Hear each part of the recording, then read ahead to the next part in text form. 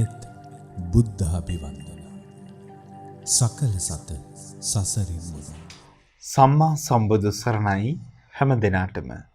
උතුම් දේශයක අභිමානීය රැගෙනෙන කොළඹ ටෙලිවිෂන් මෙත් සදහම් විකාශයේ මෙත් බුද්ධාභිවන්දනා උතුම් සද්ධර්ම දේශනා මාලාවේ අති උතුම් සද්ධර්ම දේශනාවක් ශ්‍රවණය කරන්ට ඉඩකඩ සලසා දෙන්නට අපගේ සූදානම. ශ්‍රද්ධාවන්ත ගුණගරුක සදහැවත් සුපින්නතුනි, අරමුණු මේ හෝරාවේ මේ උතුම් සද්ධර්ම දේශනාව පවත්වනු ලබන්නේ අප ගෞරවනීය අතුරුගිරිය ශ්‍රී සදහම් පදරමේ ගෞරවනීය නිර්මාතෘවර හොරණ දික්කේනපුර ශීල සුව අරණ ගිලන් භික්ෂු මධ්‍යස්ථානයේ වගේම උතුම් බක්කුල මහා සෑයේ ගෞරවනීය නිර්මාතෘ විචිත්‍ර ධර්ම කතික රාජකීය පඬිත පරම පූජනීය අප පින්වත් පූජ්‍යපාද ගලිගමුවේ ඥානදීප අප නායක ස්වාමින් වහන්සේ විසින් හඬනගා සාදුකාර ලබා දෙමින් පළමු කොට පින්වත් ස්වාමින් වහන්සේව පිළිගනිමු. සාදු සාදු සාදු. උතුම් සදහම් දේශනාවේ සදැහැති දායකත්වයෙන් කටයුතු කරනු ලබන්නේ මැයි මාස 28 වන දිනට 67 වන ජන්මදිනය සමරන ලෙස්ලි සුනිල් ගුණවර්ධන මහත්මයා විසින් ඒ පවුලේ සදහැවත් පිරිස විසිනුයි සදැහැති දායකත්වයෙන් කටයුතු කරනු ලබන්නේ. විශේෂයෙන්ම අරමුණ විදිහට සටහන් කර තිබෙනවා මැයි මාස 28 වනදාට 67 වන ජන්මදිනය සමරන ලෙස්ලි සුනිල් ගුණවර්ධන මහතාට සහ මැයි මාස 29 වන දින ජන්මදිනය සමරන දැනට එංගලන්තයේ පදිංචිව සිටින යෞවනී පූර්ණිමා ගුණවර්ධන දියණියට සෙත් ප්‍රාර්ථනා කරන්නට, ඒ වගේම ජූනි මාස 4 වන දින උපන් දිනයේ යෙදෙන දෙවිදු මුණුබුරා සහ ජූනි මාස 29 වන දින 4 වන ජන්මදිනයේ යෙදෙන එනාල් යන මුණුබුරන්ට නිදුක් නිරෝගී භාවය ප්‍රාර්ථනා කරන්නට බලාපොරොත්තු වෙනවා. ඒ වගේම ආදරණීය භාර්යාවටත් අනෙක් දූ දරුවන්ටත් නිදුක් නිරෝගී දීර්ඝාෂ ප්‍රාර්ථනා කරන්නටත්, ඒ වගේම වුන් නමින් සංසාරගතව මින් පටවන්ට තුණු සියලුම ඥාති සමූහයාට පුණ්‍ය ආනුමෝදනා කරන්නට බලාපොරොත්තු වෙනවා. මියගිය දෙමාපියන්ට සහෝදර සහෝදරියන් ඇතුළු වර්ග පරම්පරාවේ සියලුම දෙනාට පුණ්‍ය ආනුමෝදනා කරමින් අති ගෞරවනීය දේශකයන්න් වහන්සේටත් නිදුක් නිරෝගී භාවය ප්‍රාර්ථනා කරන්නට බලාපොරොත්තු වෙනවා. එසේනම් මේ සියලු ප්‍රාර්ථනා සමගින් පින්වත් ස්වාමීන් වහන්සේට අපි හඬනගා සාදුකාර ලබා දෙමින් ආරාධනා කරමු මේ උතුම් සත්‍ය දේශනාව පැවැත්වීම සඳහා. මෙත් සිතින් ධර්ම ශ්‍රවණයට ඔබටත් ආරාධනය. සාදු සාදු සාදු. අවසරයි අප පින්වත් ස්වාමීන් වහන්සේ. සමන්ත චක්කවාලේසු අත්‍රා ගච්ඡන්තු දේවතා සද්ධම්මං මුනි රාජස්ස සුනන්තු සග්ග මොක්ඛදං ධම්මස්සවන කාලෝ අයං බදන්තා ධම්මස්සවන කාලෝ අයං බදන්තා ධම්මස්සවන කාලෝ අයං බදන්තා. නමෝ තස්ස භගවතු අරහතෝ සම්මා සම්බුද්දස්ස නමෝ තස්ස භගවතු අරහතෝ සම්මා සම්බුද්දස්ස නමෝ තස්ස භගවතු අරහතෝ සම්මා සම්බුද්දස්ස.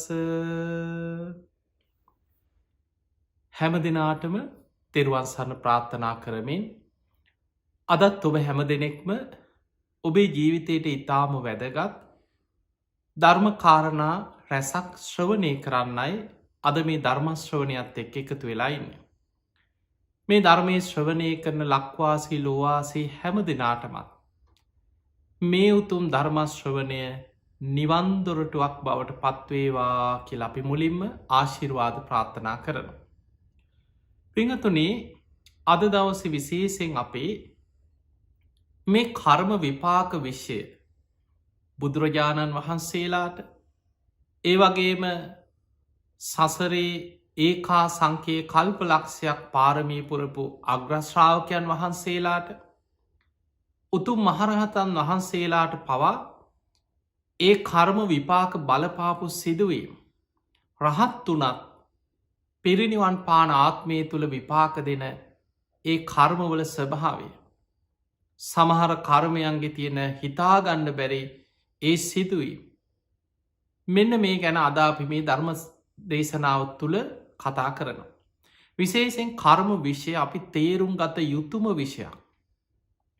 බුදුරජාණන් වහන්සේ පෙන්වා මහණෙනි, ගිහියෙක් වේවා පැවිද්දෙක් වේවා.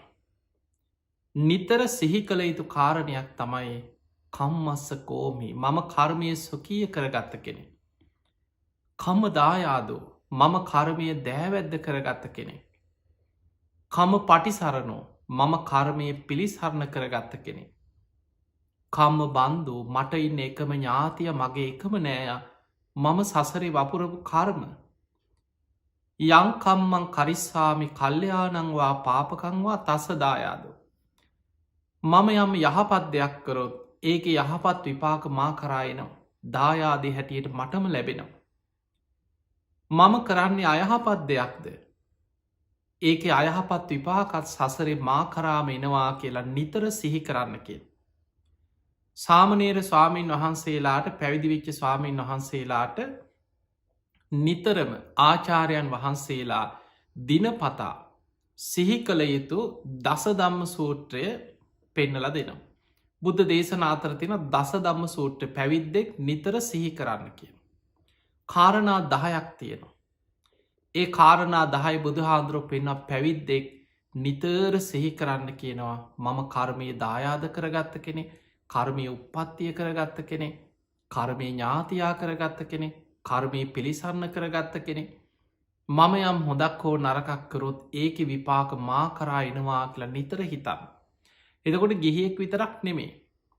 මේ ලෝකෙ සෑම සත්වයෙක්ම මනුස්සෙක් හැටියට ගත්තොත් ගිහිද පැවිදිද එයා භික්‍ෂුද භික්‍ෂුනීද උපාසකද උපාසිකාවද එයා රජෙක්ද සිටුවරේක්ද සාමාන්‍ය මනුස්සේද හිඟන්නේෙද්ද උසස් කුලේක කෙනෙක්ද පහත් කුලේක කෙනෙක්ද ඒ කිසි දෙයක් මේ කර්මයත් එක්ක වෙන වෙනම ඒ පුද්ගලයන්ට එක විදිහට බලපාන්නේ.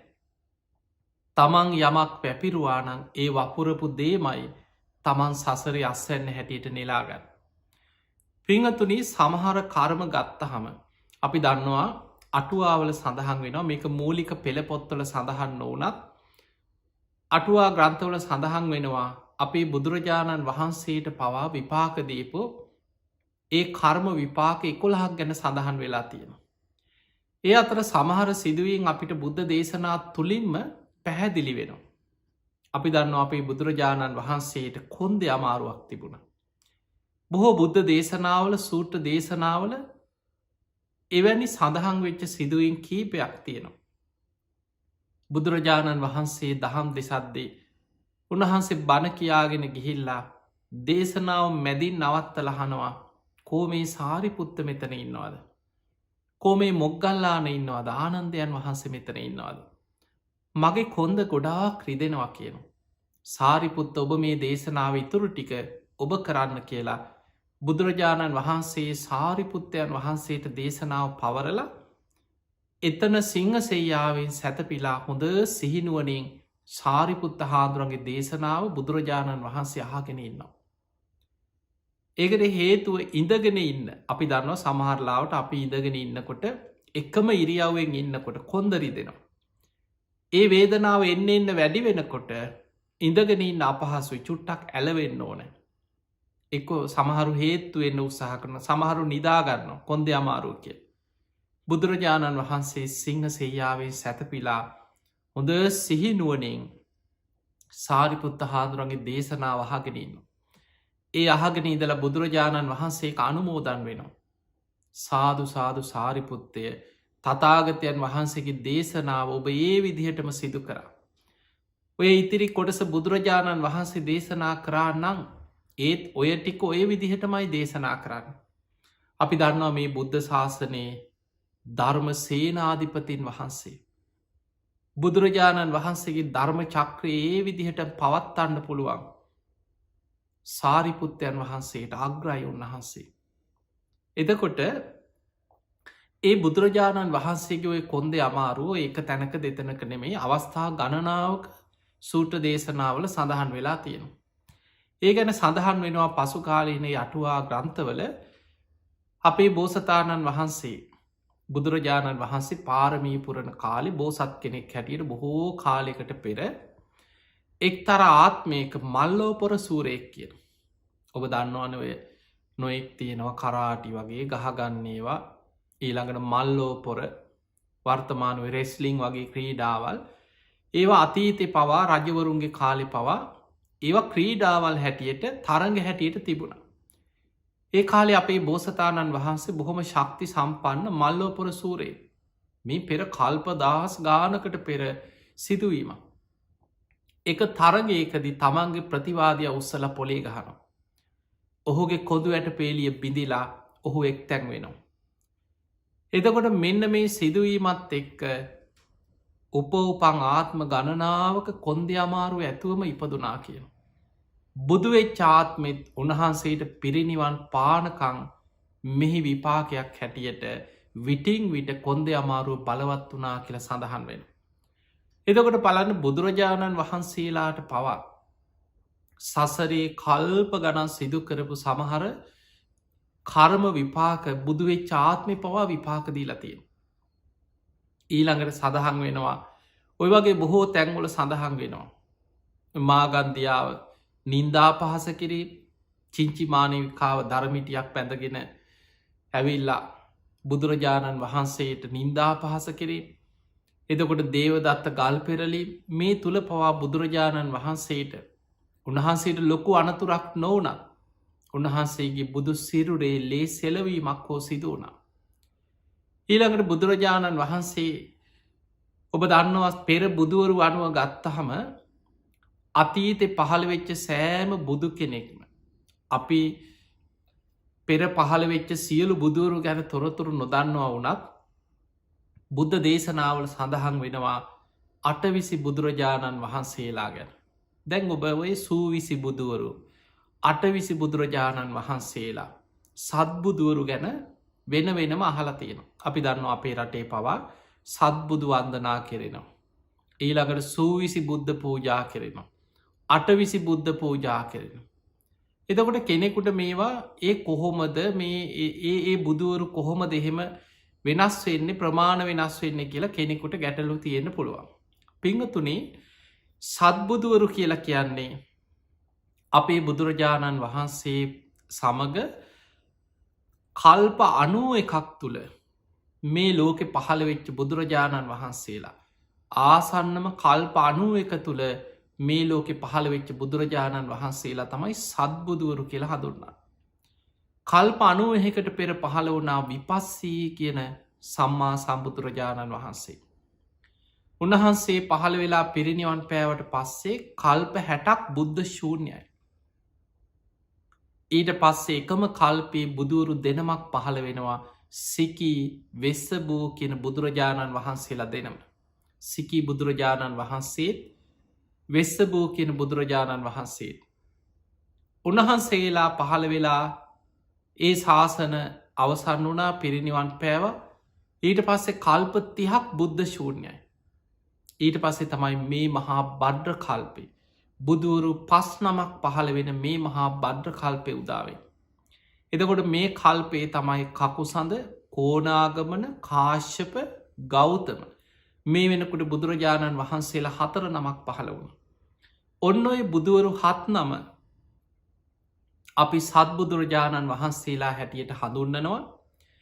ඒ සත්බුදුවරු වෙනුවෙන් වන්දනා පූජා පින්කම් සිදුවෙනවා. ඊළඟට ඔබ දන්නවා අපේ බුදුරජාණන් වහන්සේ විවරණ ගත්ති දීපංකර පාදමූලි සුමේද තාපසයන් වහන්සේ හැටියට මීට සාරා සංකේය කල්පලක්ෂයකට පෙර. අසංකේය 4කොත් කල්ප ලක්ෂයකට පෙර තමයි අපේ බෝසතාණන් වහන්සේ දීපංකර පාදමූලේ එදා සුමේද තාපසයන් වහන්සේ හැටියට මුලින්ම බුදු කෙනෙක්ගෙන් නියත විවරණ ලබන්න. ඒ නියත විවරණ ගත්ත තැන ඉඳං සාරා සංකේය කල්ප ලක්ෂයක්.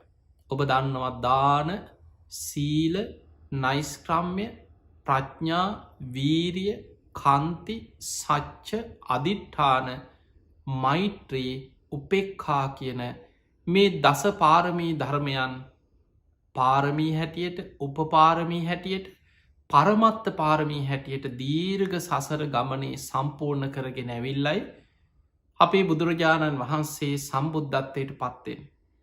එතකොට දීපංකර බුදු හාමුදුරුවන්ගේ පටන් නියත විවරණ ලබපු බුදුරජාණන් වහන්සේලා ඒ සාරා සංකයේ කල්පලක්ෂේ තුළ පාරමී පුරාගෙන එනකොට බුදුවරු 28 නමක් 24 නමක් සම්මුඛ වුණ. සූවිසි බුදුවරුන්ගේ විවරණ ලැබවා කියලා අහලා ඇති. අන්නේ 24 නමක් බුදුවරු තමයි සූවිසි බුදුරජාණන් වහන්සේලා හැටියට හඳුන්නා. එතකොට අපේ බුදු හාමුදුරුවොත් එක්ක 25 නමයි. සූවිසි බුදුවරු කියන්නේ දීපංකර පාදමූලේ ඉඳන් විවරණ ලබාගත්ත බුදුරජාණන් වහන්සේලා 24 නම්. එතකොට අර සත්බුදුවරුත් අවසානයට එතනට අයිති වෙනවා. ඊළඟට 8 බුදුවරු තවත් කීප නමක් එකතු වෙනවා. ඒ කොහොමද කියලා ඔබට හිතෙන්න පුළුවන් 8 බුදුරජාණන් වහන්සේලා. පින්වතුනි මේට සාරා සංකේ කල්පලක්ෂයකට පෙර බුදුරජාණන් වහන්සේලා 4 නමක් පහළ වුණා එකම කල්පයක් තුළ. දැන් අපි මේ ඉන්න කල්පේ මහා භද්‍ර කල්පය කියලා හඳුන්වන්නේ මේ කල්පේ බුදුවරු 5 නමක් පහළ වෙන නිසා. දැනටමත් කකුසඳ කෝනාගමන කාශ්‍යප ගෞතම 4 නමක් පහළ වෙලා. එතකොට මීට සාරා සංකේ කල්පලක්ෂයකට පෙර බුදුරජාණන් වහන්සේලා 5 නමක් පහළ වුණා. තණ්හංකර, මේදංකර, සරණංකර, දීපංකර කියලා 4 නමක් පහළ වුණා එකම කල්පේ. එතකොට එතනින් 4 වෙනියට පහළ වෙච්ච බුදුරජාණන් වහන්සේගෙන් තමයි දීපංකර බුදුහාඳුරන්ගෙන් තමයි අපේ බුදුරජාණන් වහන්සේ විවරණ ගත්තේ දීපංකර පාදමූලේ. එතකොට ඊට පෙර ඒ කල්පෙම පහළ වෙලා පිරිනිවන් පාලා තියෙනවා තවත් බුදුරජාණන් වහන්සේලා 3 නමක්. තණ්හංකර, සරණංකර, මේදංකර කියලා. එතකොට ඒ බුදුවරු 3 නමත් එකතු වෙලා අපේ බුදුහාඳුරුත් එකතු වෙච්ච තැන අර සූවිසි බුදුවරුන්ට 28 නමක් බවට පත්වෙන. අන්නේ තමයි 8 බුදුරජාණන් වහන්සේලා. එතකොට මෙන්න මේ විදිහට පෙර බුදුවරු ගැන පෙර සසරේ ඒ බුදුරජාණන් වහන්සේලා පාරමී පුරාගෙන එන්නකොට ඔය සිදුවීම් ගැන අපිට ධර්මය අහන්න මේ ධර්ම ග්‍රන්ථවල අපිට බුදුරජාණන් වහන්සේලාගේ ඉතිහාස සිදුවීම් අපිට මුණ ගැහෙනවා. පිංගතුනේ අපි කතා කරේ මේ කර්ම විපාකවල ස්වභාවය පිළිබඳව. එතකොට අපේ බුදුරජාණන් වහන්සේ දැන් අපි දන්නවා ඒ පෙර බුදුවරු සත්බුදුවරු සූවිසි බුදුවරු 8 බුදුවරු ගත්තත් ඒ හැම බුදු කෙනෙක්ම දුෂ්කර ක්‍රියා කරපු ආකාරය ඔබ හොයලා බලන්න. ඔබට පුළුවන් මේ බුදුවරුන්ගේ අතීත විස්තර සඳහන් වෙන පොත්පත් ඕන තරම් හොයාගන්න පුළුවන්. ඔබම හොයලා බලන්න පෙර පහළ වෙච්ච හැම බුදු කෙනෙක්ම කොච්චර කාලයක් දුෂ්කර ක්‍රියා කරලා තියෙනවා. පිංගතුනි දුෂ්කර ක්‍රියා කිරීම හැම බුදු කෙනෙකුටම සාධාරණ කාරණයක්. අඩුම ගානේ සතියක් හෝ හැම බුදු කෙනෙක්ම දුෂ්කර ක්‍රියාවක යෙදෙනවා. එතකොට පෙර පහළ වෙච්ච සියලු බුදුවරු ගත්තොත් මාසයක් දුෂ්කර ක්‍රියා කර බුදුවරු ඉන්නවා. මාස 3ක් දුෂ්කර ක්‍රියා කර බුදුරජාණන් වහන්සේලා ඉන්නවා. අවුරුද්දක් දුෂ්කර ක්‍රියා කරපු බුදුවරු ඉන්නවා. සතියක් මේ වගේ පෙර හැබැයි අපේ බුදුරජාණන් වහන්සේ තමයි අල්පාවිෂ්ක බුදු කෙනෙක්. අපේ බුදුරජාණන් වහන්සේ පහළ වෙන්නේ මිනිස්සුන්ගේ ආයුෂ අඩු කාලෙක. ඊට වඩා බොහෝ ආයුෂ තිබිලා තියෙනවා මීට පෙර පහළ වෙච්ච බුදුරජාණන් වහන්සේලාට අවුරුදු 10 ගණන් අද අපිට හිතන්නවත් බෑ. හැබැයි ඒ තරම් දීර්ඝ කාලෙක පහළ වෙන බුදුරජාණන් වහන්සේලා පවා සතියක් මාසයක් මාස 3ක් ඔය වගේ මාස 6ක් ඒ වගේ කාලයක් තමයි දුෂ්කර ක්‍රියා කරන්න.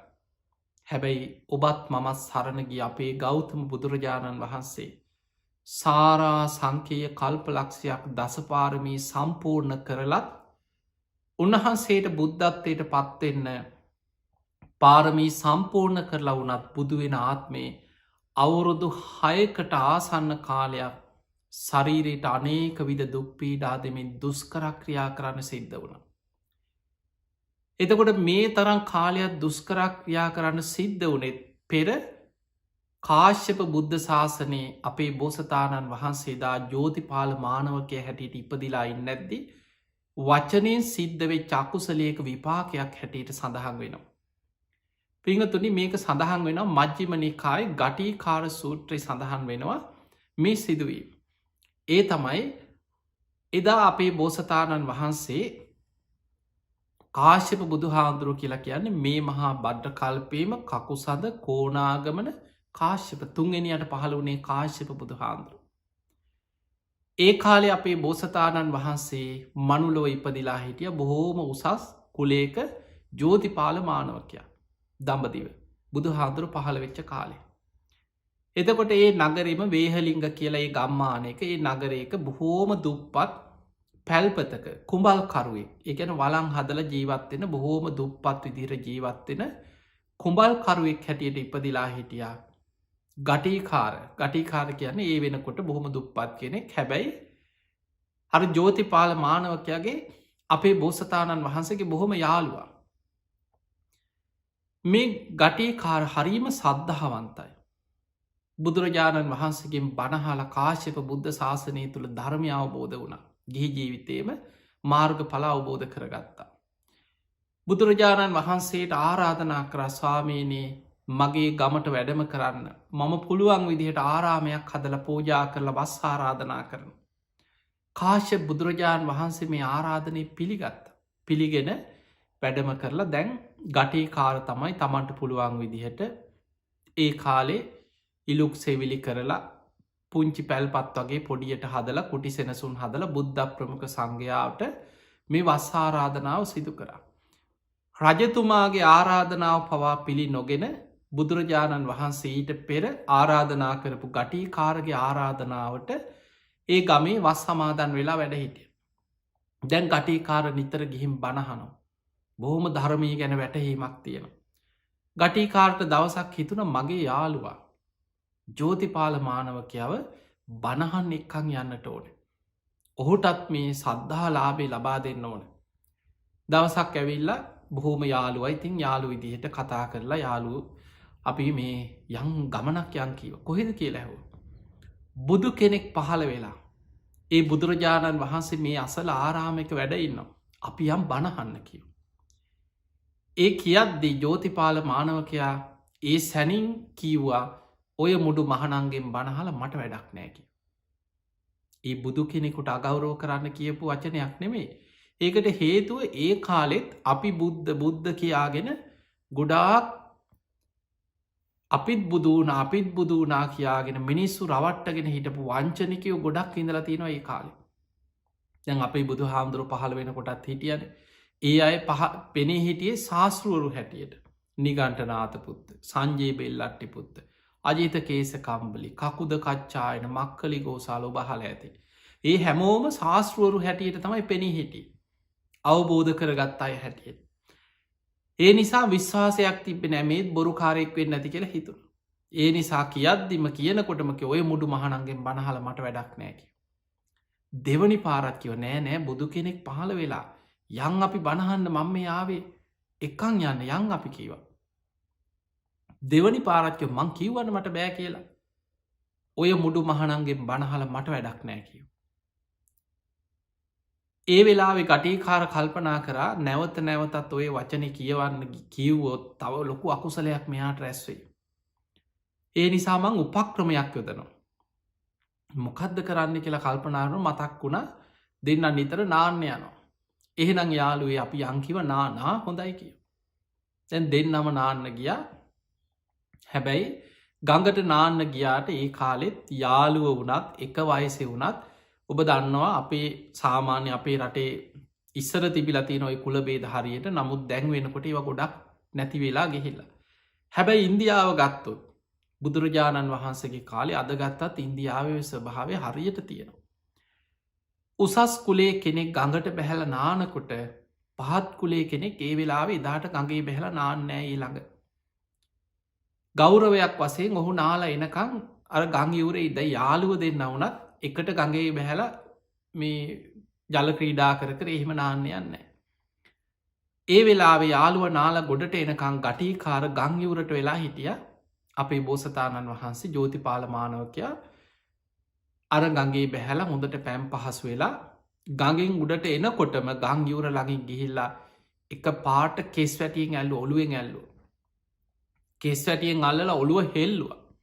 හොල්ල ලැහුව යනවද නැත් ඇහෝ බණහන්න. සැරෙන් වගේ කිව යනවද නැද්ද බණහන්න කියල්. පිංහතුනි කවදාවත් ගටිකාරකැන කුඹල්කරුයි. එවැනි කෙනෙක් ඒ කාලේ ගටිකාර සාම් පහත් කුලේක ඉපදිච්ච කෙනෙක්. එවැනි කෙනෙක් කවදාවත් අර වගේ උසස් කෙනෙක්ගේ කෙස් වැටියෙන් අල්ලලා ඔළුවට අත තියල ඔළුව හොල්ලන්න.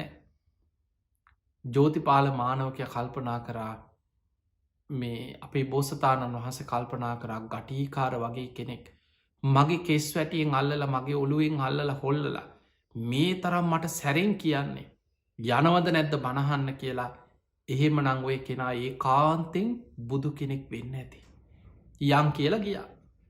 එදා ගිහිල්ල බණැහුව බුදුරජාණන් වහන්සේගෙන් බණහලා එදා විවරණ ගත්තා මහනෙන මේ තමයි මේ මහා බද්ධ කල්පයේ ඊළඟට මගෙන් පසුව මේ මහා බද්ධ කල්පේ 4 වෙනි බුදුරජාණන් වහන්සේ හැටියට සම්බුද්ධත්වයට පත්වෙන කෙනා කියලා එදා ජෝතිපාල මානවකයා විවරණ ගත්තා. ඒ තමයි අපේ බුදු හාමුදුරු බුදුවෙන්න පෙර 24 වෙනි වතාවට අවසාන වසයෙන් බුදු කෙනෙක්ගෙන් විවරණ ගත් අවස්ථාව කාශ්‍යප බුදු හාමුදුරන්ගෙන් විවරණ ගත්ත හැටි. හැබැයි බණහන්න යං කියනකොට එක පාට කැමති උන්නේ. පාරමී පුරාගෙන බුදුවෙන් ආවත් ඔබ මතකතියාගන්න ඒ එන්නේ කෙලෙස් සහිතවයිෙන්. සෝවාන් වෙලා යන ගම නක්නෙමයි සෝවාන් වුනොත් ආත්මහතයි උපරිම උපදින්න පුළුව. බුද්ධත්වය කරා යන මහා වීරියවන්ත උත්තමයන් වහන්සේලා දැඩි අධිෂ්ඨානින් දස පාරමී පුරාගෙන යද්දි. ඒ ජීවිතවල උන්වහන්සේලාට සමහර අවස්ථාවල නොේ කකුසල් රැස්වෙච්ච සිදුවීම් තියෙනවා. හැබැයි ඒවෑ විපාකත් යම් යම් විදිහට ගෙවන්න සිද්ධ වෙන. එදා බෝසතාණන් වහන්සේ පාරමී පුරාගෙන එද්දී. බුදු කෙනෙක්ගෙන් බණහන්න යන් කියනකොට ඔය මුඩු මහනන්ගෙන් බණහල මට වැඩක් නෑ කියලා කියවෙච්චේ වචන විපාකේ. අපේ බුදුරජාණන් වහන්සේට බුදුවෙන්න පෙර අවුරුදු 6ක්ම දුස්කරක්‍රියා කරමින් ශරීරයට අනේක විද දුක්පීඩා දෙමින් ඒ කර්ම විපාක ගෙවන්න සිද්ධ වනා කියලා සඳහන් වෙනවා. පිංගතුනි බලන්න අනාගතයේ බුද්ධත්වයට පත්වෙන මෛත්‍රී බුදු හාදුරු ගැන සඳහන් වෙන විස්තර තියෙනවා. මෛත්‍රී බුදුරජාණන් වහන්සේ පහළ වෙන්නේ මේ අපි වගේ ආවිශ අඩුවෙච්ච මිනිස්සු ඉන්න කාලෙක නෙමේ. ද අපේ බුදු හාදුරු පහළ වෙනකොට අදට වඩා ටිකක් ආවිශ වැඩි. ඒ කාලි සාමාන්‍ය ආවිශ අවුරුදු 120ක් 100ට වඩා චුට්ටක් වැඩි. හැබැයි අනාගතයේ මෛත්‍රී බුදු හාදුරු පහළ වෙනකොට සාමාන්‍ය මිනිස්සුන්ගේ ආවිශ අවුරුදු 80,000ක් හැටියට සඳහන් වෙන. අද අපිට හිතාගන්නවත් බෑ. මේක සාමාන්‍ය කෙනෙකුට අද මේ නුවනින් හිතුවොත් හිතෙන්නේ ඕක බොරුවක් කියලා. ඇයි අද අපේ නුවනට ඒක හිතාගන්න බෑ. ඒ කාලෙ කොහොමද මොන වගේ ශරීරද මේ වගේ නන්නෙමේ ලොකු වෙන සක්තියෙන්න්න පුළ ඒ කාලේ ශරීරවල ස්වභාවය මිනිස්සුන්ගේ ස්වභාව. එතකොට ඒ තරන් දීර්ඝ ආවිශ ඇති කාලෙක පහළ වෙන බුදු කෙනෙක් පවා සතියයි දුස්කරක්‍රියා කරන්න.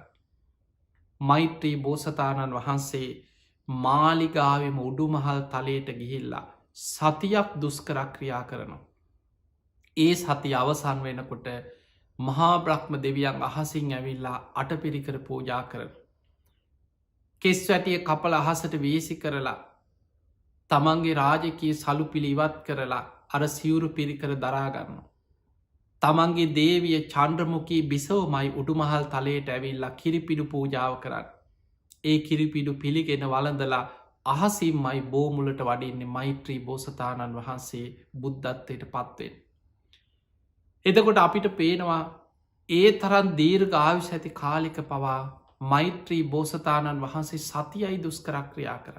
හැබැයි අපේ බුදුරජාණන් වහන්සේට අර වචනයක ඔය මුඩු මහනන්ගෙන් බණහල මට වැඩක් නෑ කියලා ඒ කියවෙච්ච වචනය විපාකේ දස පාරමී සම්පූර්ණ කරගෙන තිබුණත් බුදුවෙන්න පෙර අවුරුදු 6ක් දුස්කරක්‍රියා කරන්න වන. අපේ බුදුරජාණන් වහන්සේ දුස්කරක්‍රියා කරපු ආකාරි ගැන ඔබ දේශන අහල ඇති. අද අපිට හිතාගන්නවත් බෑ. උන්වහන්සේගේ පාරමී ශක්තිය නිසාමයි ජීවිතය බේරුණේ. දින ගණන් නැකිටින්න බැරුව සිහිසුන් ඇදගෙන වැටිලා උන්වහන්සේ හෙමම ඉන්නවා. ආහාර අඩු කරලා අඩු කරලා අඩු කරලා දවසකට එක හාල් ඇටයක් දිවාගතියාගත්ත කිය. දවසට මෙච්චරයි. සමහර දවස්වලට එක පුංචි අබෑටයක් දිවාගතියාගන්න. ඔහොම ආහාර වර්ජනය කරගෙන යනකොට උන්වහන්සේගේ ශරීරේ හරියට හිස ගැන මේක සඳහන් වෙන අරිය පරියේෂණ සූත්‍රය වේලිච්ච ලබු කැටයක් වගේ වුණා කියන හිස් කබල. අතපය හරියට අසීතික කියන වැල්පුරුක් වගේ වුණා කිය. පපු අතගානකොට ඉලෑට කූඩුව අහු වෙන. අතපයි පිරිමදිනකොට හම ගැලවිලා යනවා. සම්පූර්ණ ඇගිලි හරියට වේලිච්ච මුල් කෑලි වගේ. ඇස් දෙක දිහා බලනකොට බුදු හාන්දුරුව බුදු වෙලා උපමාවකින් කියනවා සාරිපුත්ත හාන්දුරන්ට විස්තර කන සාරිපුත්ත ඒ කාලි දුස්කරක් ක්‍රියා කරන කාලේ ලිම් පතුලක වතුර හිදිලා යන්තන් ලිඳ ඇතුළෙන් වතුර ටික පේනවා. එබිල බලපහම ලිං පතුලේ වතුර ටිකක් පේනවා වගේ හිස් කබල ඇතුළෙන් මගේ ඇස් දෙක හිස් කබල ඇතුළට ගිලි ලගයා කියෙන්. දුස්කරක් ක්‍රියාකර හිස් කබල ඇතුූලෙන් ඇස් දෙක පෙවුණ කියෙන්. එතකොට අපිට පේනවා මේ උපමාවලි මොන තරං දුකක් විඳමින් අවුරුදු 6කට ආසන්න කාලයක් මහ වනාන්තරවල දුස්කරක්‍රියා කරමින් කොච්චරනන් දුක්වින්දද උන්වහන්සේ බුදුවෙන්න පෙර ඒ අකුසල විපාක ගෙවල ඉවර කරගන්න. ඒ නිසා සමහර කර්ම තියෙනවා හරිම පුදුමයි. බුද්ධත්වයට පත්වෙච්ච බුදුරජාණන් වහන්සේලාට පවා. උන්වහන්සේලාගේ අවසාන ජීවිතයේ පවා ඒවැ විපාක කොටසක් මතුවෙන් අවස්ථා තියෙන. ඊළඟට අපි ගමු සාරිපුත්ත හාමුදුරු ඒකා සංකේය කල්ප ලක්ෂයක් පාරමීපුරපු කෙනෙ. හැබැයි සාරිපුත්ත හාමුදුරන්ටත් කර්මජ රෝගයක් හැටියට බඩේ අමාරුවක් බලවත් වනා කියල සඳහන් වෙන. උන්වහන්සේට පුංචි කාලේ දන් තිබිලතිය. පැවිදි වුණාට පස්සේ රහත් වනත් විටිං විටේ බඩේ අමාරුව බලවත්වෙන. සමහර දවස්වලට සාරිපුත්ත හාන්දුරුව ඉතා වේදනාවෙන් කුසල්ලගෙන වේදනාවෙන් උන්වහන්සේ වැඩඉන්න. හැබ වේද රහතන් වහන්සේලාටත් වේදනාව දැනෙනවා. සැපවේදනාවත් දැනෙනවා දුක්වේදනාවත් දැනෙනවා. හැබැයි වේදනා පච්චයා තන්හාව නෑ. වේදනාව මුල් කරගෙන තන්හා උපදින්නේ. ඇයි ඒ විදීම තුළ අවිද්‍යාව ප්‍රහාණය වෙලාතිය. රහතන් වහන්සේලාට තන්හාාව අවිද්‍යාව ප්‍රහාණය වෙච්ච නිසා තන්හාාව හටගන්න. විදීම දැනෙනවා දුක්වේදනා දැනෙනවා. හැබැයි ඒ තුළ ගැටීමක් ඇලීමක් තන්හාාවක් උපදින්නේ. සාරිපුත්ත හාන්දුරුව වේදනාවෙන් වැඩ ඉන්නකොට සමහර දවස්වලට මුගලන් හාමුදුර ඇවිල් අහනො මොග්ගල්ලානයන් වහන්ස ඔබහන්සේට බොහොම අපහසුයි. ඔය බඩේ අමාරු උබහන්සේට ගිහි කාලිත් තිබිල තියෙනවා. ඒ අවස්ථාවක සාරිපුත්ත හාන්දුරු කියෙන ඕ ඒ කාලිත් මට ඔය වගේම තිබුණ විටිං විට. මුගලං හාමුදුරු කියනවා ඒ කාලේ ඔබේ අම්ම ඔබට මොකක් හරි ඔය වේදනාව අඩුවෙන් හදපු බෙහෙතක් තියෙනවා. එතකොට සාරිපුත්ත හාන්දුරු කියනවා ඒ කාලෙ මෙන්න මේ විදිහ බෙහෙත් වර්ග එකතු කරලා බෙහෙත් කැඳක් හැදුව කිය. ඒ හැඳ බීවට පස්සෙ ඔයි වේදනාව ගොඩාක් අඩුවෙනවා යටපත් වෙලා යන. ඒ හැඳ හදන හැටි මුගලං හාමුදුරුවන්ට කියද්දී සාරිපුත්ත හාන්දුරුවෝ කහගෙන ඉඳලා උක්ෂ දේවතාවේ ඊළඟ දවසෙම පිණ්ඩ පාත යනකොට මුගලං හාමුදුරුව කියනවා ඔබහන්සේ මහා පින්වන්ත කෙනෙ හෙට උදෑසන පිණ්ඩ පාත යනකොට ඔය කැඳ එක ලැබෙයි අපිට. ඔබහන්සේ අද ඔහොම වේදනාවෙන් ඉවසීමෙන් දරාගෙන වැඩයි පහෝදා උදේ වෙනකොට සාරිපුත්ත හාමුදුරන්ට බඩේ අමාරු. බඩ රිදෙනවා වේදනාව. මුගලන් හාමුදුරුව කියන සාරිපුත්ත ඔබ අද කුටිය වැඩයි. ඔබහන්සේ බොහොම අපහසුවෙන්ගෙන්. ඔබහන්සේට අද මම් පිණ්ඩ පාත ගිහිල්ලා දානටි කරගෙන එන්න. පිණ්ඩ පාත යනකොට පළවෙනි ගෙදරින්ම අර කැඳේක ලැබෙන. ඒ විදිහටම බෙහෙත් වර්ග යොදල කැඳ එකක් හදල පූජා කරන. මුගලං හාමුදුරුව හැඳටි අරගෙන හිතනවා සාරිපුත්තයන් වහන්සේ මහා පින්වන්ත කෙනෙ. ඒකා සංකයේ කල්ප ලක්ෂයක් පාරමී පුරපු ධර්ම සේනාධිපතින් වහන්සේගේ පිනට අද ඒ විදිහටම කැඳ එක ලැබුණ ඒ අපි කතා කරපු කැඳ එක. ඉක්මනට කැඳ පාත්තරය අරගෙන ඇවිල්ල කියනවා සාරිපුත්තයන් වහන්ස ඔබහන්සේ මහා පින්වන්තයි. මෙන්න ඔබහන්සේට ඊ අපි කතාවෙච්ච කැඳ එක ඒ විදිහටම හදලා අද ගෙදරකින් ලැබුණ යන පළවෙනි ගෙදරීම. කැඳ වලඳන්න සාරිපුත්ත හාදුරු කැඳ පාත්තරය අතට අරගෙන බැලුවා කොහොමද මේක මේ විදිහටම ලැබුණේ කාටවත් අපි කිව්වෙනෑ ඒ රාත්‍රී මේ කුටිය මුගලං හාමුදුරුව එක මේ කැඳ ගැන කතා කරා විතරයි.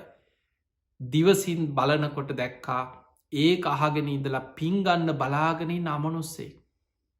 ඒ අහගෙන ඉඳලා පින් ඕන නිසාම පින් රැස් කරගන්න හිතාගෙන ගිහිල්ලා කාන්තාවකට වැහිලා කෙනෙක්කො බය කරලා කෙනෙක් ලව්ව තමයි මේ කැඳේ හදලතිය. සාරිපුත්ත හාමුදුරු කල්පනා කරනවා කෙනෙකුට හිංසා කරලා. කෙනෙක්ව තැතිගන්වලා හදවපු කැඳේ එකක් මං වලදන්නේ. මට කොච්චර වේදනාවක් කාවත් මේක ආජීවෙන් අපිරිසිදුයි. මේක පිරිසිදු ආජීවෙන් ලැබෙන එකක් නෙමේ කෙනෙකුට හිංසාවක් කළ ලැබිච්ච දෙයක්. අර කැඳ පාත්තර හේම බිමට හලනෝ. කැඳේක හැලෙනකොට කැඳටික පාත්තරෙන් හැලිලගේ යම්සේද සාරිපුත්ත හාන්දුරන්ගේ අධිෂ්ඨාන බලය පිරිසිදු සිල්වත්කම ආජීවේ තියෙන පිරිසිදුකමත් එක්ක. අර බඩේ අමාරු එහෙමම යටපත් වෙලා සුවපත් වුණ. ආයිමත් මතුවෙන්නේ සාරිපුත්ත හාන්දුරු පිරිනිවන් පාන ආසන්න කාලේ. ඒ බඩේ අමාරුවම බලවත් වෙලා උන්වහන්සේ පිරිනිවන් පාද්දී රාත්‍රී රෑ එල්ලි වෙනකං උන්වහන්සේට බඩේ අමාරුවත් එක ලේත් සමඟ බඩේලි යනු. පඩික්කම් පිරෙන තරන් චුන්ද මහරහතන් වහන්සේ සාරිපුත්ත හාමුදුරන්ගේ සහෝදරය ළඟ හිටිය උපස්ථාන කරන්න. ලේත් එක්ක පඩික්කම් පිරෙනකං ඒවා ඉවත් කරා කියන. එතකොට අපිට පේනවා රහත් වනත් ලෙඩ හැදෙන එක හැදෙනවා. සමහර රෝග සාරිපුත්ත හාමුදුරුවම ඒ ගැන සඳහන් කරනම් මේක මගේ කර්මජ රෝගය. ඒ ගැන පෙර සසරේ කර්ම විපාකයක් මත. පිංහතුනි රහතන් වහන්සේලාට පවා පිරිනිවන් පානකම් විපාක දෙන කර්ම විපාක ගැන සඳහන් වෙන. ඒවට ධර්මය කැන ප්‍රවෘත්ති විපාක කියලා. අවසාන ආත්මි පවා පිරිනිවන් පාන ආත්මිත් විපාක දෙන. ඊළඟට ඔබ හිතන්න මුගලං හාමුදුරු ඒත් අග්‍රශ්‍රාවකයන් වහන්සේ. අපේ බුද්ධ ශාසනයේ ඒකා සංකේය කල්ප ලක්ෂයක් පාරමීපුරපු කෙන. හැබැයි ඉරදිවන්තයන්ගෙන් අග්‍රයි. මහා ඉරදි ප්‍රාතිහාර පාන්න පුළුවන්. එක අවස්ථාවක වේරංජා නුවර සාගතය ඇතිවෙච්ච වෙලාව. මිනිස්සු බොහෝම දුකසේ සාගතින් ඉන්නකොට එදා බුද්ධ ප්‍රමුඛ 500ක් සංඝයාත් වේරංජා නගරි බමුණගේ ආරාධනෙන් වස් සමාදන් වුණා. මාරාවේසයකින් මේ බමුණට බුද්ධ ප්‍රමුඛ සංඝයාට වස් ආරාධනා කරාට ඒ කාලි තුළ ඇප උපස්ථාන කරන්න අමතක වුණ. මග හැරුණ. ඒ කාලෙ බොහෝම දුකසයෙන් දුර්භීක්ෂ කාලයක් මිනිස්සුන්ටත් කන්නනෑ. භික්‍ෂූන් වහන්සේලා පිණ්ඩ පාතිගියත් ලැබෙන්නේ යවහාල් ටික වෙන කිසි දෙයක් නෑ. ඒ ටික ගෙනහලා කොටල පිටි ගුලියක් වගේ හදාගෙන ඒ තලපයක් වගේ පිටිකුඩියක් හදාගෙන ඒක තමයිකෙන වලඳන්න. මේ අවස්ථාව මුගලන් හාමුදුරුවෝ බොහොම ඉරදි බල සම්පන්න. දවසක් බුදු මේක විනේ පිටක සඳහන් වෙනවා. මුගලම් මහරහතන් වහන්සේ බුදුරජාණන් වහන්සේ ළඟට ඇවිල් අවසරිල්න සාමීනී මේ නියගේ නිසා බුද්ධ ප්‍රමුඛ සංඝයාත් පීඩාවට පත්වෙලා. මේ නගරවාසීන් පීඩාවට පත්වෙලා සතා සිව්පාවන් පව පීඩාවට පත්වෙලා. සාමිනී භාග්‍යතුන් වහන්ස මට අවසර දෙනවන මේ පෘතුවි පුෂ්ටය ඇතුළෙ තියෙනවා රසපොළොව කියලා තට්ටුවක්. ඒක කිරිවල යොදේ වගේ රස තට්ටුවක් තියෙනවා කියෙන මේ පොළොවේ පෘතුවි පුෂ්ටය ඇතුළේ. මට පුළුවන් කියෙන ඉරදියෙන් මේ පොළොව පෙරලලා ඒ තට්ටු උඩට මතු කරන්න. මිනිස්සුන්ට ඒ ආහාර කරගන්න පුළුවන් කිය. බුදුරජාණන් වහන්සේ වදාළ මොග්ගල්ලාන ඔබට එවැනි දෙයක් කළ හැකි බව තතාගතයන් වහන්සේ දකිනවා. නමුත් මොග්ගල්ලාන ඔබට එවැනි දෙයක් කිරීමට නං සිතක් පහළ නොවේවා කිය. ඒකට හේතුව තමයි මොග්ගල්ලාන ඔබ ඉරදියෙන් යමක් එවැනි දෙයක් කරොත් මේ මිනිස්සුන්ගේ හිත් විපිලිසරවේ පිස්සු හැදේක බොහෝ දෙනෙකුට. කොහොමද මේක උනේ කියල හිතාගන්න බැරුව. පිංහතුනී ඉරදි විසේ අචින්තියයි. ඒ අචින්තියදේ සාමාන්‍ය කෙනෙකුට හිතලා නුවනින් වටහා ගන්න පුළුවන් දෙයක් නෙමේ.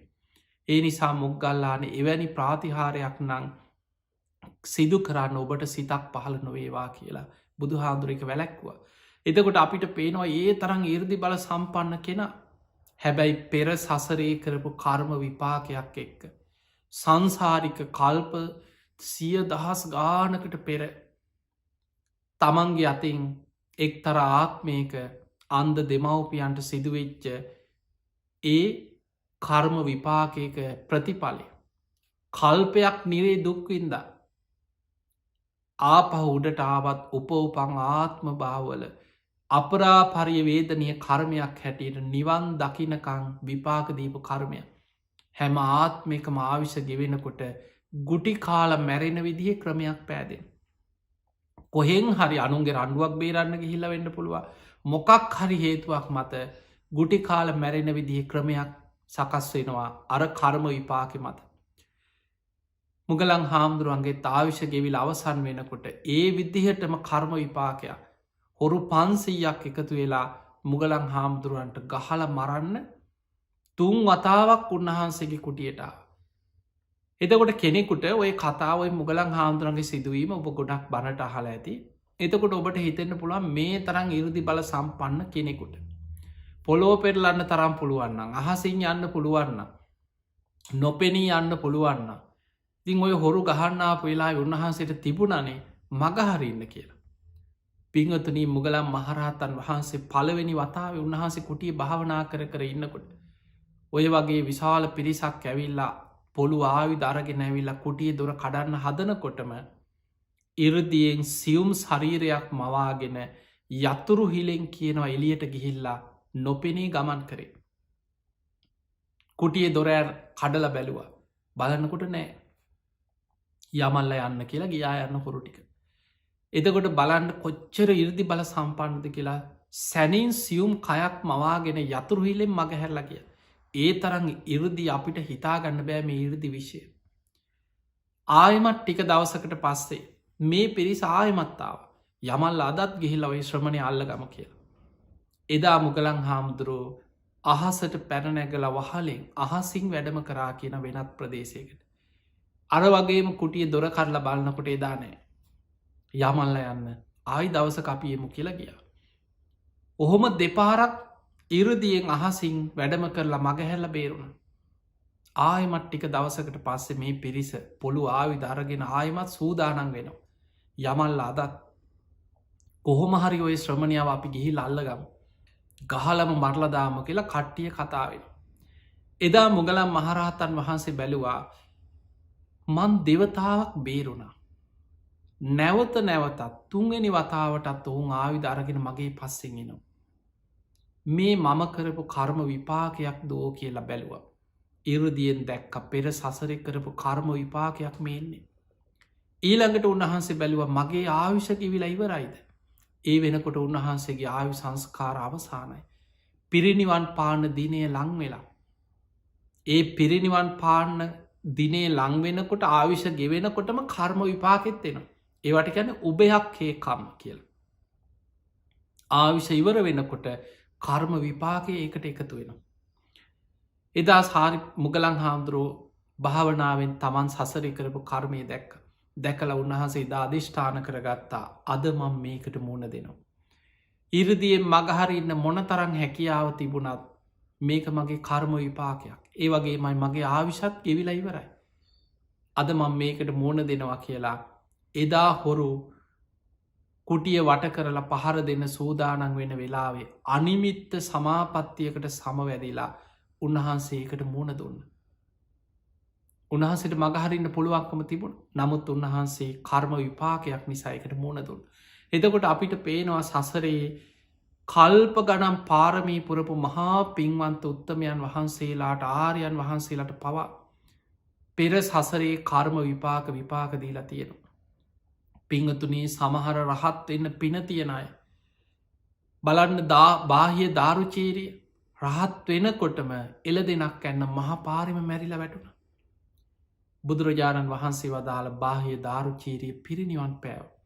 ඉක්මනට ඒ ශරීරය අරගෙන ඇවිල් ආදාහනය කරලා චෛත්‍යයක් හදන්න කිව ධාතු තැන්පත් කළ සිවුර දරාගෙනවත් ඇඟට සිවුරක් දරාගන්න ලැබුන්නෑ. දරපතුර ටිකක් ඇඳගෙන දුවගෙනාවේ. අනේ මට බුදු හාන්දුරු දකින්න ඕන මට දැකළ බණක් අහන්න ඕන. බුදුරජාණන් වහන්සේ පිණ්ඩ පාති වඩිනකොට මහා පාරිදිමයි බාහිය දාරුචීරිය මුණ ගැහෙන්.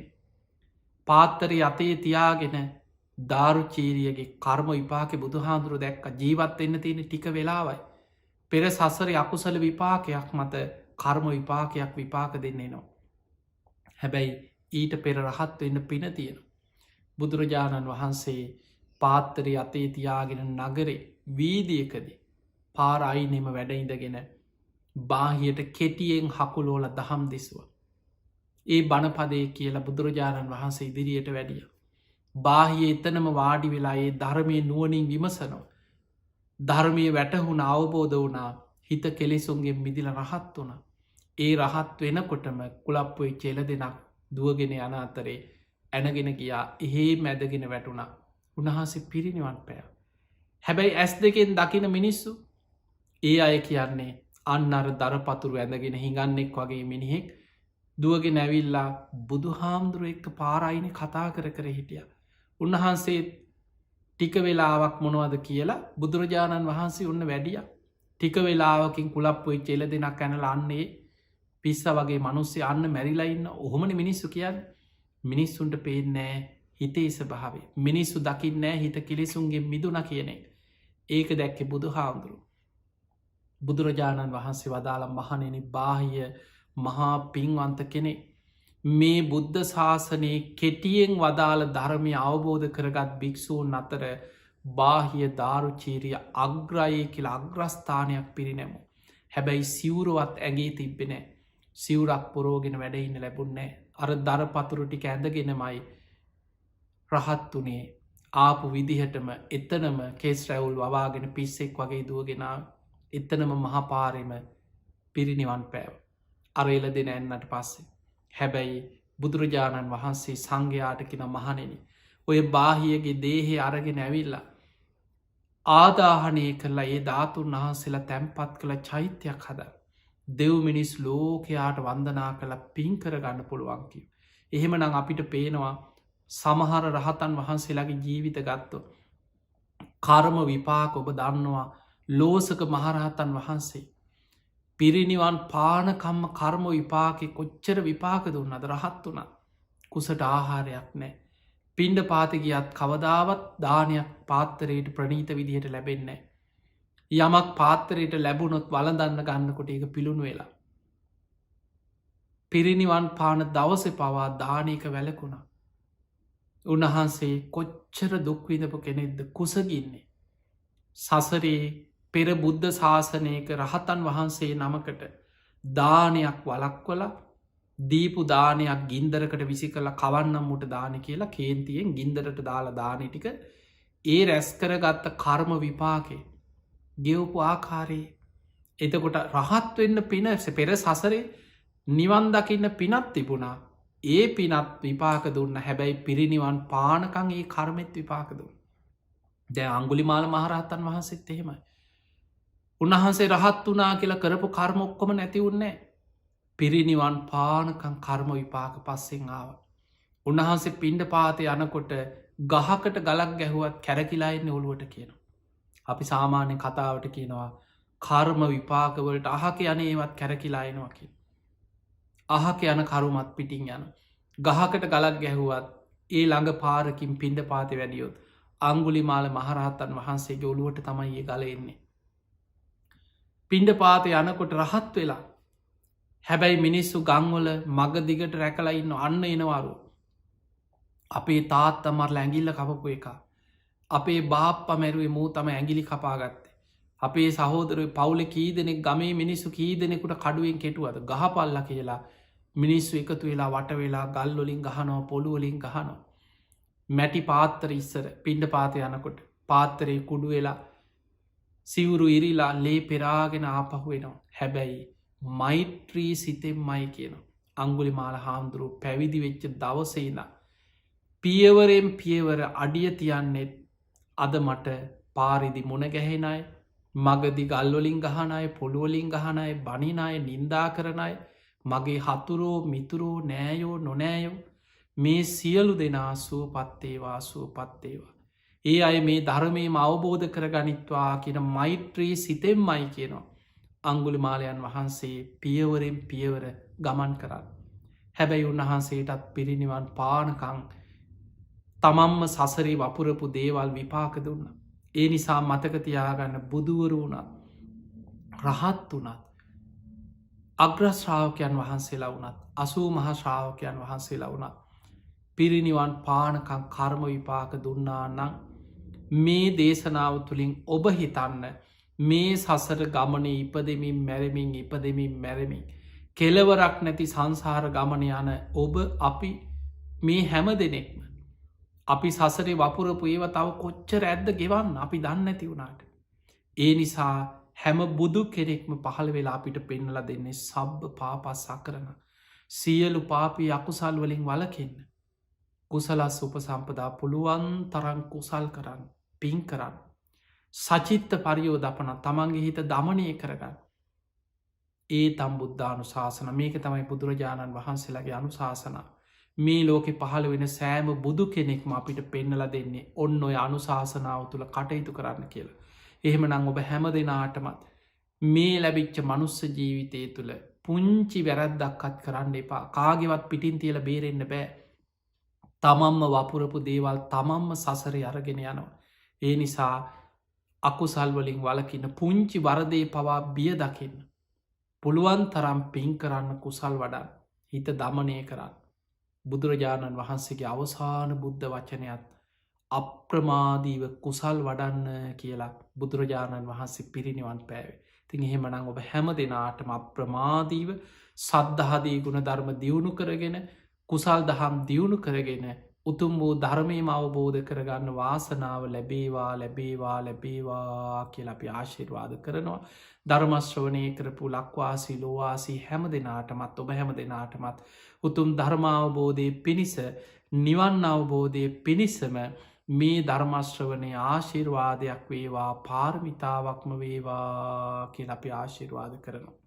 ආකා සට්ඨාචබු මට්ඨා දේවානාගා මහිද්දිකා පුඤ්ඤන්තං අනුමෝදිත්වා චිරන්රක්කන්තු ලෝක සාසනං ආකා සට්ඨාචබු මට්ඨා දේවානාගා මහිද්දිකා පුඤ්ඤන්තං අනුමෝදිත්වා චිරන්රක්කන්තු දේශනං ආකා සට්ඨාචබු මට්ඨා දේවානාගා මහිද්දිකා පුඤ්ඤන්තං අනුමෝදිත්වා චිරන්රක්කන්තු ත්වං සදා. හැම දෙනාටම සම්මා සම්බුදු සරණයි. සද්ධර්මශ්‍රවණාභිලාෂීව බුදුනුවන්ගේ හදවතෙහි නාලිකාව වන මෙත් සදහම් විකාශය සමග ධර්මානුකූල ඔබ නිරන්තරයෙන්ම සදී පැහැදී සිටින සුවහාමයක් හෝරාවක් ගෙවී ගියා. ඒ ගෙවුණු හෝරාව තුළ ඔබේ ජීවිතයට ලබාගත් මේ දහම් අවබෝධය උතුම් ධර්ම අවබෝධය පිණිසම උතුම් ජීවිත අවබෝධය පිණිසම හේතු වේවා මහෝපකාර වේවායි අපි ප්‍රාර්ථනා කරනවා. නිසි ධර්මානුකූල මේ උතුම් සද්ධර්ම දේශනාව සිද්ධ කළ අතුරුගිරිය ශ්‍රී සදහම් පදනමේ ගෞරවනීය නිර්මාතෘවර හොරණ දික්කේනපුර ශීල සුවාරණ ගිලන් භික්ෂු මධ්‍යස්ථානයේ වගේම උතුම් බක්කුල මහා සෑයේ ගෞරවනීය නිර්මාතෘ විචිත්‍ර ධර්ම කතික රාජකීය පඬිත පරම පූජනීය අප පින්වත් පූජ්‍යපාද ගලිගමුවේ ඥානදීප නායක හිමිපාණන් වහන්සේට හඬනගා සාදුකාර ලබා දෙමින් පුණ්‍යානුමෝදනාවන් සිදු කරමු. සාදු සාදු සාදු. අතවසේ උතුම් සද්ධර්ම දේශනාවේ සදැහැති දායකත්වයේ ගෙන කටයුතු කළා වූ මැයි මාස 28 වනදාට 67 වන ජන්මදිනය සමරන ලෙස්ලි සුනිල් ගුණවර්ධන මහත්මිය ඇතුළු පවුලේ හැම දෙනාටම නිදුක් නිරෝගී භාවය ප්‍රාර්ථනා කරනවා. සියලු කටයුතු සර්වපකාරයෙන්ම සාර්ථක වේවා. හැම දෙනාම නිදුක් වේවා, නිරෝග වේවා. උතුම් සද්ධර්ම දේශනාවේ දේශනාමය කුසල සංස්කාරයන් උතුම් ධර්ම අවබෝධය පිණිසම හැම දෙනාටම හේතු වේවා, මහෝපකාර වේවායි ප්‍රාර්ථනා කරමින් ඔබේ නිවහනින් සමගන්නේ නැවතත් මෙත් බුද්ධාභිවන්දනා සමගින් මුණ ගැහිීමේ බලාපොරොත්තුව ඔබට ලබා දෙමින් ඔබ හැම දිනාටම සම්මා සම්බුදු සරණයි.